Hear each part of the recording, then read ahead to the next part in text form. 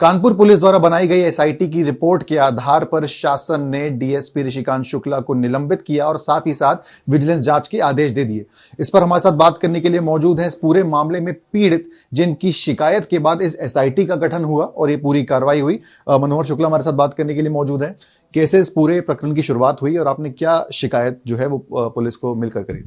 ये 2009 में एक जमीन खरीदी थी मेहरबान सिंह पुरवा आपके पनकी थाना क्षेत्र में। उस जमीन में मैं, त्रिगुणानंद तिवारी, सुरेश अग्निहोत्री 3 लोग पार्टनर थे, जो कि त्रिगुणानंद तिवारी ऋषिकांत के चाचा हैं। उन्होंने कहा कि इन्हीं के नाम करा, तो इनका नाम मतलब मेरा नाम, कोई बात नहीं है। तो हमने उसमें एग्रीमेंट करा लिया हम लोगों ने। 2022 में उस ज़मीन की कीमत 60 से 70 करोड़ रुपये हो गई। उनके मन में लालच आ गया, तो उन्होंने मुझको फ़ोन किया कि यार ज़मीन का क्या करना है, तुमको 7 करोड़ रुपये दे दे रहा हूँ, ज़मीन से आप हट आइए। हमने ठीक है, मैं हट आ रहा हूँ। तो उसमें मैं अपने बेटे और शशांक चंदेल, काका देव का एक भूमाफिया है, वकील भी है, और शशांक चंदेल और संजय जाटव एक वकील है, उनको मैं शामिल कर रहा हूँ। तुमको उनसे मैं 7 करोड़ रुपये दिलवा दे रहा हूँ, लिखा पढ़ी आगे कर लो। मैं 2022 में 17 तारीख को उप निबंधक कार्यालय रजिस्ट्री ऑफिस पहुँचा। पहुँचने के बाद मैंने सारे पन्नों में साइन किया। साइन करते वक्त उनसे पहले इन्होंने 10 लाख रुपए दिया। बोला कि अभी पैसा बाकी 6 करोड़ 90 लाख रुपए आपको मैं यहाँ दे दूँगा, क्या कहते हैं, रजिस्ट्री ऑफिस के बाहर। मैंने कहा ठीक है। फिर मैं रजिस्ट्री ऑफिस के बाहर आता हूँ तो वहाँ पे खड़े शशांक चंदेल, आपके हरिओम गुप्ता, सुरेश अग्निहोत्री, ऋषिकांत शुक्ला, 2 अन्य अज्ञात और शशांक चंदेल संग में थे। इन्होंने कहा कि चलिए मैं आपको अपने घर पे पैसा दे दूँगा। तो मैं पैसा लेने, उस समय मेरी बीवी कैंसर से पीड़ित थी और एक्चुअली बॉम्बे इलाज चल रहा था। पूछ रहा था मैं, क्योंकि 60-70 करोड़ की अगर जमीन की वैल्यू हो गई थी और आप बता रहे हैं कि आपको सिर्फ 7 करोड़ में आप छोड़ने को तैयार थे, तो ऐसा क्यों था? रजिस्टर्ड एग्रीमेंट था, उसमें रजिस्टर्ड एग्रीमेंट था, रजिस्ट्री नहीं थी ना, उसमें मुझे इन्वॉल्व होना था। तो हमने इन लोग बेचेंगे, हम अपना पैसा लेके अलग हो जाएंगे। आपको पैसे मिले? नहीं, पैसे नहीं मिले। फिर उसका इन लोगों ने कहा कि चलो घर पे पैसा ले लो, मेरे घर पे। तो ऋषिकांत जी आज़ाद नगर 31B मकान नंबर उनका है, अपने घर ले गए, चाय पिया, बोला कि अभी पैसा निकलवा के दे रहे हैं। मैंने कहा ठीक है। फिर कहने लगा चलो गंगा बैराज तक चलना है।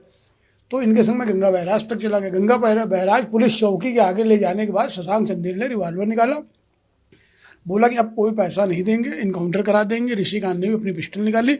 हालांकि उसमें वो इंस्पेक्टर अकबरपुर थे और छुट्टी लेके आए थे, इसकी तो पुष्टि हो ही गई है, सबको मालूम है। उसके बाद इन्होंने पैसा नहीं दिया मुझे, मेरे से बहुत ज़्यादा बदतमीजी करी। लेकिन मैं उसमें पजल था अपनी वाइफ को लेके, तो मैंने उस समय किसी तरह माफी मांग के गुहार लगा के वहाँ से मैं निकला। आपने पैसे जो थे आपके वो मर गए, इनकाउंटर कर आपको डर? वो 10 लाख रुपए भी ले लिया, वो 10 लाख रुपए भी छीन लिया मुझसे शशांक चंदेल ने। कहा कि ये ऋषिकांत को वापस करो पैसा। तो मैंने पैसा वापस कर दिया और दूसरे दिन उन लोगों ने जाके ये रजिस्ट्री में इन लोग शामिल हो गए। आपका पैसा नहीं दिया, तो क्या इसी तरीके की चीजें बाकी जगह बाकी मामलों में भी? नरजीत, इनका यही काम, आज हमारे संग छल किया। हमारे तो ये चलिए, हमारा तो लिखा पढ़ी में सब कुछ है, हम तो सामने फ्रंट पे आ भी रहे हैं। बहुत लोग डर गए हुए हैं, भाई इनकाउंटर कर देता है, भाई देखिए उसका भयभीत है, और जितना शहर का प्योर क्रिमिनल है सब उसके पास है, किसी से किसी की हत्या करा सकता है। एसआईटी के मैं बयान दर्ज करा के निकला था, तो कोतवाली पे मुझे टाइसन ने रोका था कि पंडित जी गोली में नाम नहीं होता है, नहीं तो ऋषिकांत का मुकदमा वापस ले लीजिए। तत्काल मैं कोतवाली गया, कोतवाली मेरा मुकदमा टाइसन के खिलाफ लिखा गया। तो ये डरा के कई लोग तो आना नहीं चाहते हैं भाई, हर आदमी क्यों भाई। आपसे लोग टच में हैं जो पीड़ित हैं इस पूरे मामले में, बताते हैं आपको कि उनके साथ भी ऐसा ही? जी, कई पीड़ित हैं, कोई उन्नाव के शुक्ला जी हैं, नाम ऐसे नहीं, कई पीड़ित लोग हैं, फ़ोन करते हैं, लेकिन हम अपने ही उसमें उलझे हुए हैं। तो फिर मैं गया एसआईटी टीम, मैंने एप्लीकेशन दी, माननीय अधिकारियों ने मेरी सुनी, उसमें एक एसआईटी टीम बनाई गई। एसआईटी टीम में मैंने सारे बयान अपने दर्ज कराए, अंकित कराए। उसके बाद उन लोगों को, संजय जाटव, शशांक चंदेल, सबको नोटिस दी जा रही थी, लेकिन 5-6 नोटिस देने के बाद भी आज तक इन लोग बयान देने नहीं आए। तो शासन, यहाँ से रिपोर्ट शासन, एसआईटी ने शासन को भेज दिया। शासन ने इसमें इनकी कार्रवाई की, इनको निलंबित किया गया और इनके संग विजिलेंस टीम। कैसे देखते हैं इस पूरी कार्रवाई को जो फाइनली हुई? ये मैं प्रशासन को बहुत बहुत धन्यवाद देता हूँ, जो अच्छे अधिकारी हैं जिन्होंने मेरी मदद करी उनको मैं धन्यवाद देता हूँ। शासन के सभी अधिकारियों को धन्यवाद देता हूँ, माननीय योगी आदित्यनाथ जी को धन्यवाद देता हूँ कि उनके आने से ऐसे भ्रष्ट लोगों का समाप्त होना बहुत जरूरी है। मुझे आशा है कि ऐसे लोग समाप्त होंगे और ये मैं उम्मीद है कि मुझे न्याय मिलेगा। एक सवाल मैं आपसे लूंगा, क्योंकि आप पूरे इस प्रकरण में शामिल रहे, कई लोगों को जानते भी हैं, लोग आपके टच में भी हैं, अभी चलिए सामने नहीं आ रहे हैं। किस तरीके से इतना बड़ा जो एम्पायर है, करीबन 100 करोड़ों का जो ऐसी संपत्ति की बातें आ रही है, क्या इसी तरीके से एनकाउंटर का डर दिखा के या जमीन के मामले में इतना एम्पायर कैसे खड़ा कर लिया? भाई एम्पायर क्या है, जैसे कि मान ली बिठूर थाना क्षेत्र है, ऋषिकांत का एक बड़ा नाम शहर के अंदर, आपके तो पूरा शहर ही जानता है, प्रदेश जानता है, ऋषिकांत शुक्ला इनकाउंटर स्पेशलिस्ट है भाई, उनको कौन नहीं जानता है। एक्चुअली मैं यहाँ एक बिल्डर था समीर अग्रवाल, स्वरूप नगर का रहने वाला समीर अग्रवाल। समीर अग्रवाल को बुला के 1-2 बीघा जमीन ले ली, जबरदस्ती ले ली। एक सीओ और था इनके संग कोई कल्याणपुर का, तो इन लोगों ने मिलकर उसको बुला के कहा कि मारूंगा और बंद करा दूंगा, उसको नंगा करने की धमकी दी। उसने डर के मारे पुलिस में वो आया नहीं, उसने 2 बीघा जमीन लिख के दी समीर अग्रवाल नामक व्यक्ति ने।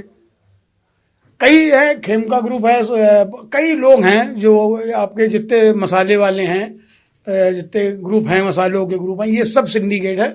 इस सब सिंडिकेटों से पैसा लेते हैं, सबका महीनवारी बना है। और इनके मोबाइल की सीडीआर निकाली जाए तो कम से कम 100 पूंजीपतियों से इनकी हफ्ते में 6 बार बात होती है। आप बताइए, एक चौकी इंचार्ज, एक इंस्पेक्टर का क्या मतलब है गोयनका से, क्या मतलब है खेमका जी से, क्या मतलब है इनसे?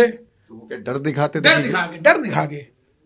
डर दिखा के बिल्डरों से फ्लैट ले लेना, बिल्डिंग बना रहे हो फ्लैट, ये कर देंगे वो कर देंगे, बहुत ज़्यादा भाई इनका कोई वो नहीं है। तो ये एक कमिश्नर साहब का वो रहा, ये जितने अच्छे अधिकारी रहे, ये ना होते तो ये सब ऐसे ही चलता रहता, कानपुर समाप्त था इन बाहुबलियों के कब्जों में।